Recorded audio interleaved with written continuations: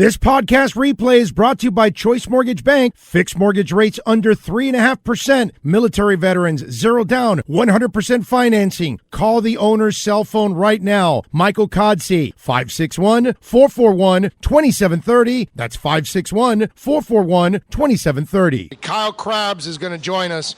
Grinding the Tape is on Twitter, the senior NFL draft analyst for the draftnetwork.com.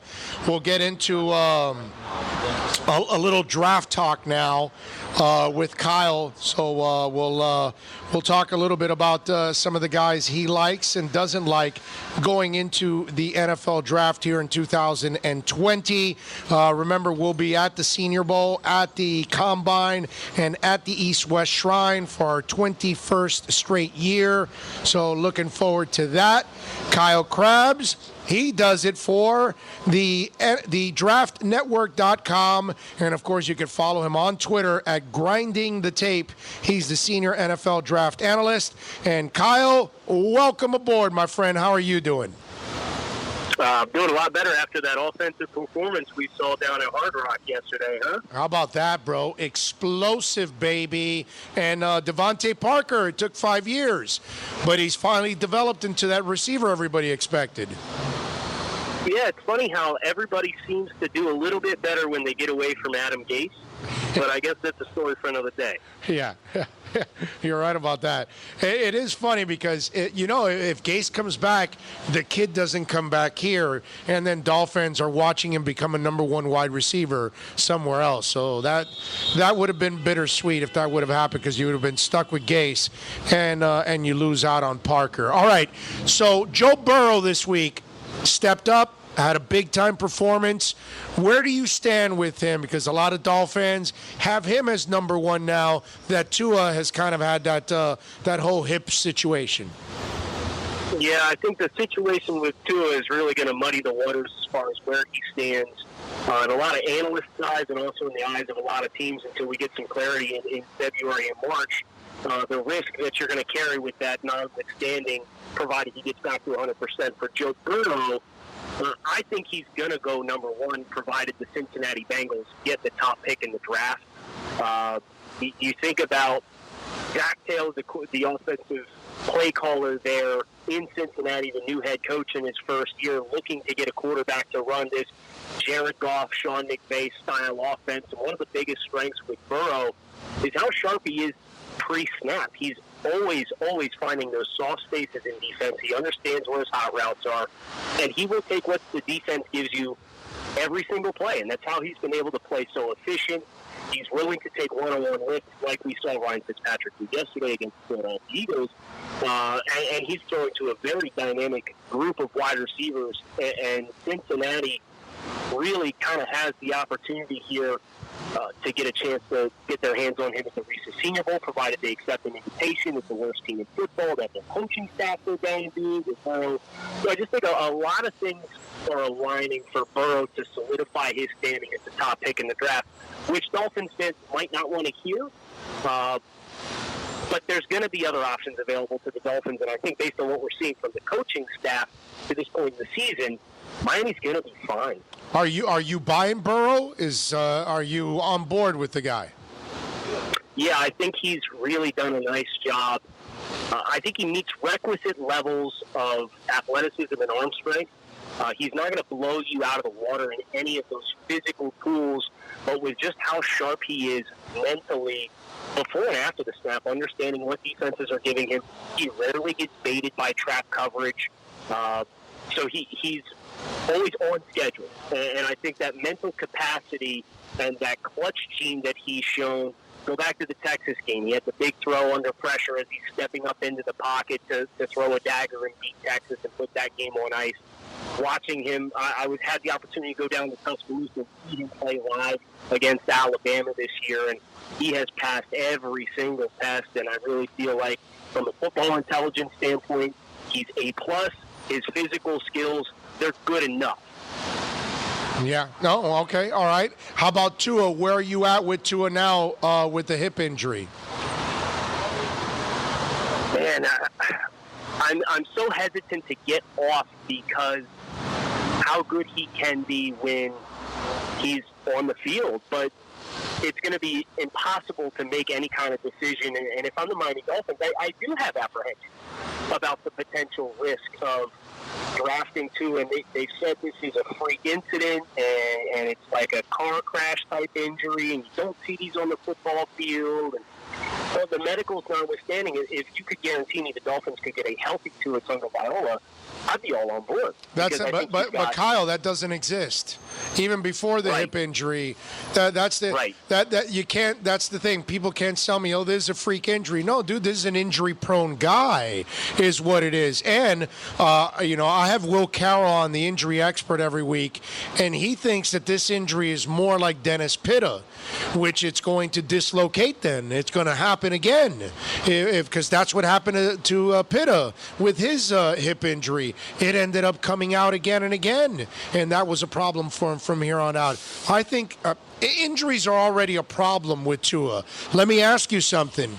I'm not good with the first pick, but if you want to gamble with their third first-round pick and he's still there, I would do that. If you're in the 20s, I would take that chance. If you're Miami with 3 picks in the first round, why not? Absolutely, and that's why, each week when the Dolphins, you get the end result of all the games for the week, you do the scenario based on, okay, where are Miami's picks at? What makes logical sense?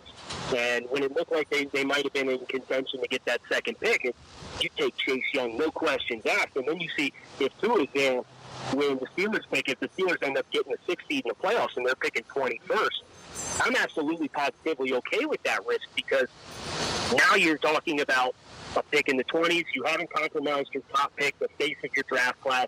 And with the rookie wage scale the way that it is, you really are mitigated with your risk with a first-round quarterback relative to what it was before they updated the collective bargaining agreement, when you had to give these guys effectively a blank check.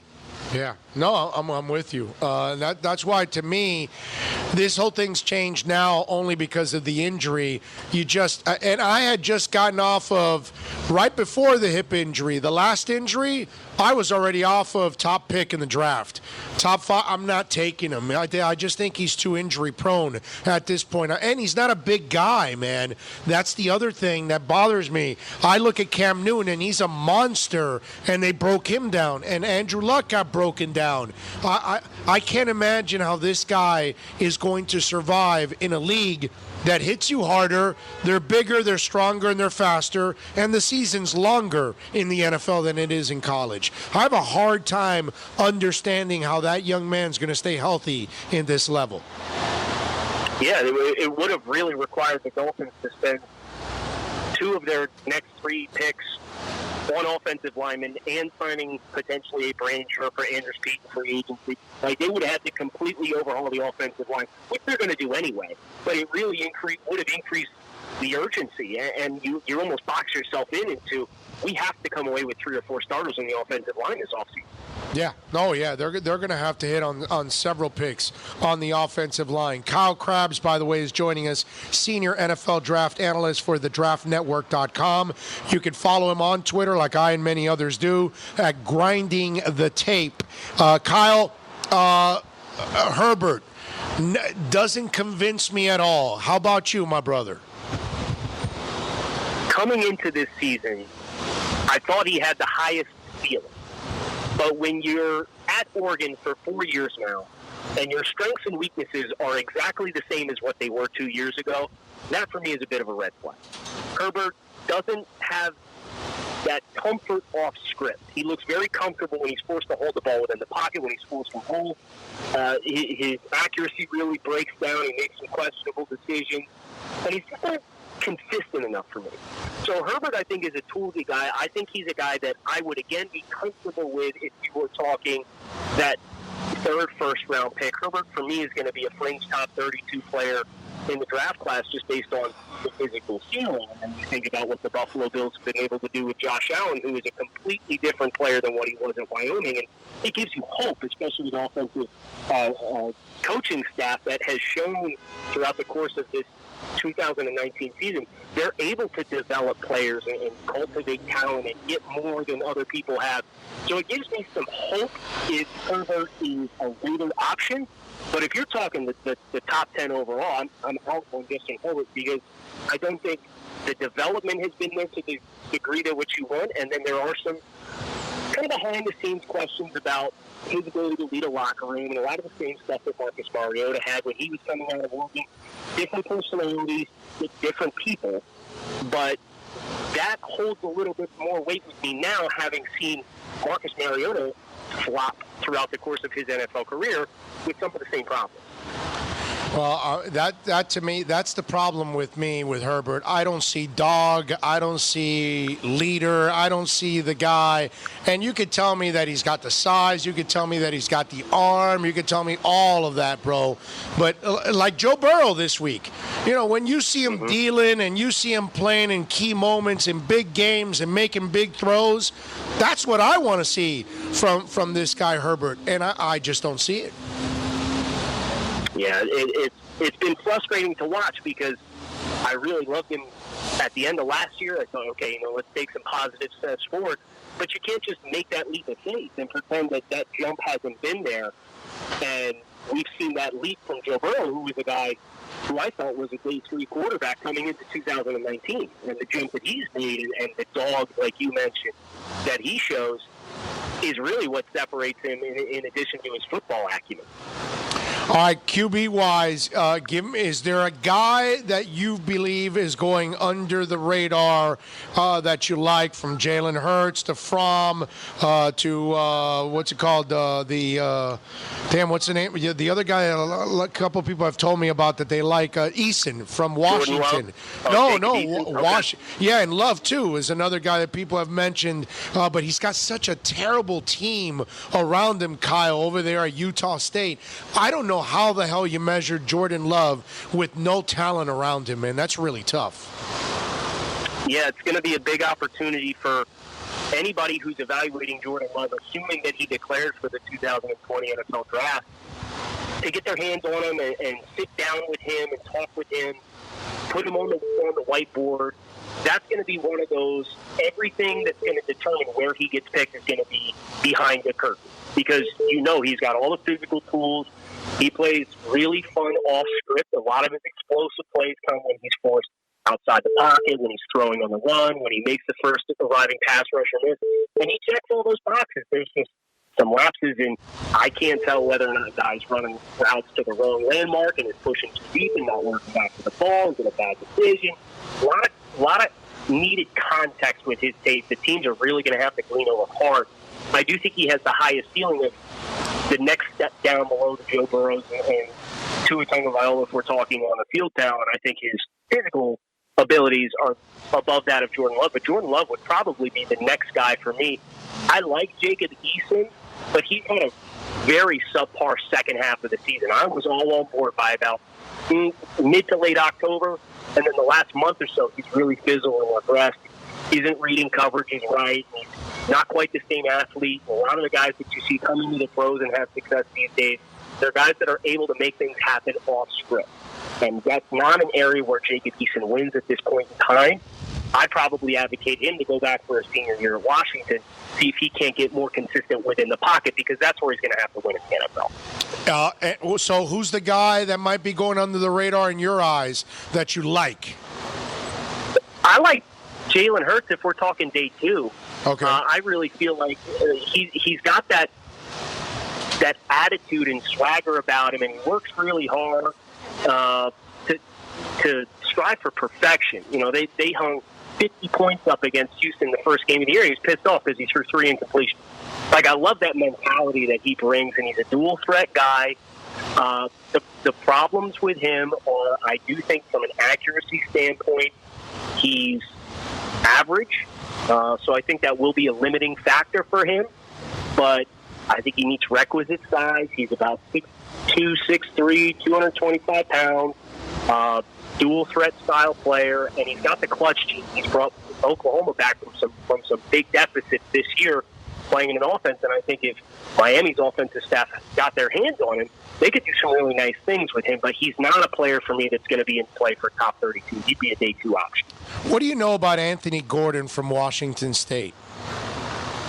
I know he loves to grip it and rip it, and we've seen some success with Gardner Minshew down up there in Jacksonville, coming out of this same exact Mike Leach offense, and he's got a nice arm. I will definitely say that. So if you're looking for a developmental day 3 type of player, Gordon for me right now is, I believe, my 7th or 8th rated quarterback in the draft class, and that's based on pure arm talent. Now, whether or not he's able to process an NFL playbook versus the spread that Mike Leach has implemented at Washington State, we've seen Gardner Minshew had success doing that, and he came from East Carolina. He was going to go be backup coaching assistant at Alabama before ultimately going up to Washington State. So I need to do a little bit more digging as far as Gordon's background. I know he transferred over there to Washington State for this season, but from an arm talent perspective, he can play in the NFL. It's just a question of how much of what he's been able to do is that spread offense with Mike Leach. Yeah, I'm excited because I think Kyle, I'll get to see him either at the East-West or the Senior. I'm pretty sure he's going to get an invite. Probably East-West is the one that he's going to get the invite. But there aren't a lot of seniors because there's a ton of juniors, actually. And, like, Joe Burrow's not going to go, even though he's a senior, he's not going to go to the Senior Bowl. Justin Herbert should go to the Senior Bowl with all the question marks he has. But then again, his agent might say, you know what? No, don't go, because then you might expose yourself and might hurt yourself instead of help yourself too. I wonder how they approach that one for Herbert. Well, how would you approach it if you're his agent? Do you tell Herbert to go to the Senior Bowl, or do you tell him to hold back? Yeah, I think the more time that Herbert has to be hands-on with coaching staff, the better. And when you go to the Senior Bowl, you get 3 days of working hands-on with one NFL coaching staff who's coaching your team, and then 3 extra days of interviews, opportunities to make positive impressions, create relationships that you're going to be able to sell to yourself. And listen, if he's throwing incomplete passes because he's not in sync with receivers, it's an all-star game. He's never thrown to those guys before. And that's what Jim Nagy of the Senior Bowl tells a lot of these players when they have the invitation. He says, you can only help your stock. And I generally believe that. I don't believe a lot of guys, unless you completely bomb the week. And Herbert's too good of a thrower of a football.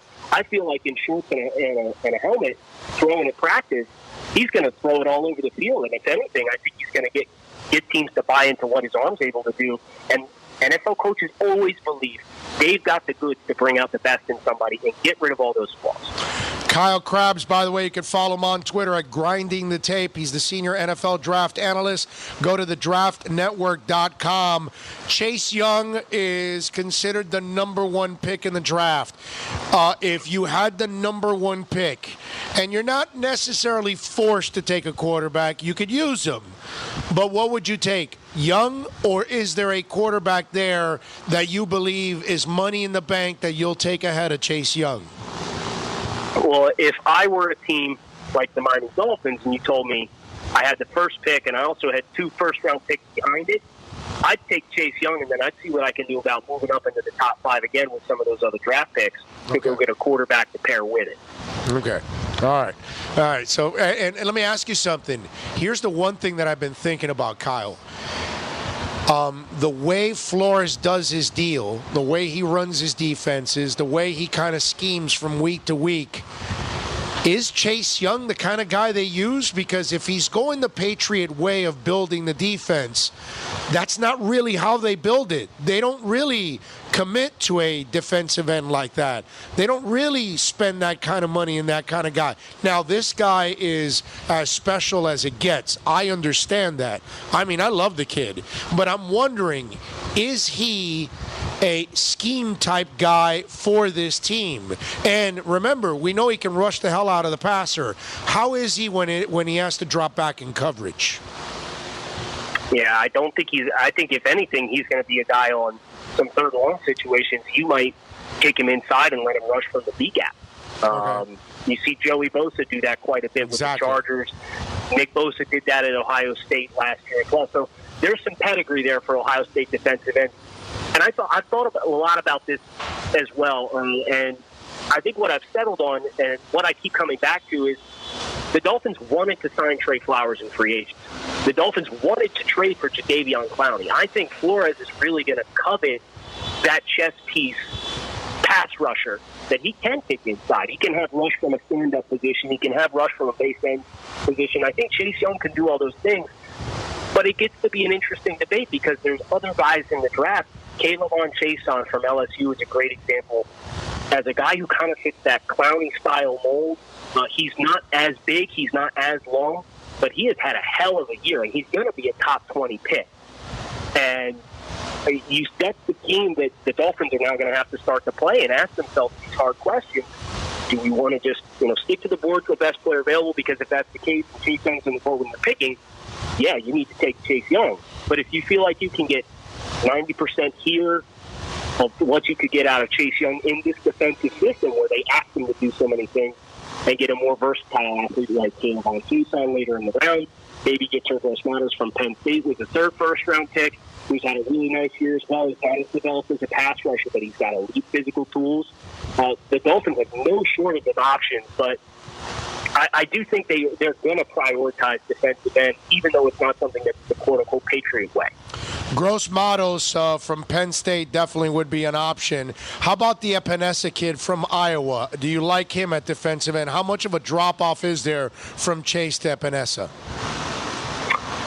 I think it's reasonable because Epinesa, to me, isn't as explosive, but this is an interesting point getting into traditionally what do New England Patriots defensive ends look like. And a lot of times they look more like A.J. Epinesa. So right, bigger. That's another great example of heavy hands.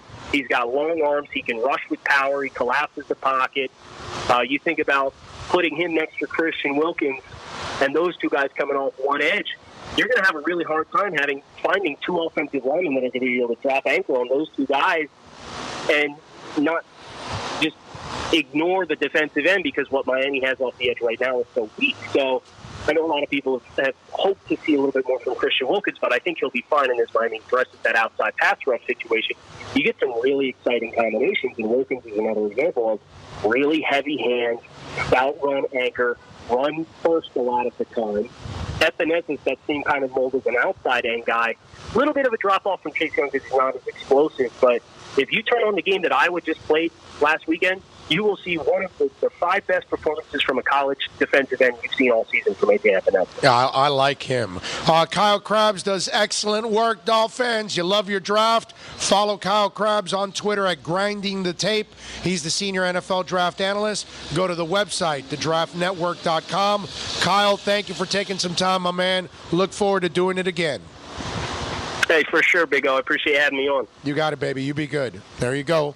Kyle Krabs, man. Good stuff there. As always, appreciate him. Appreciate talking a little draft.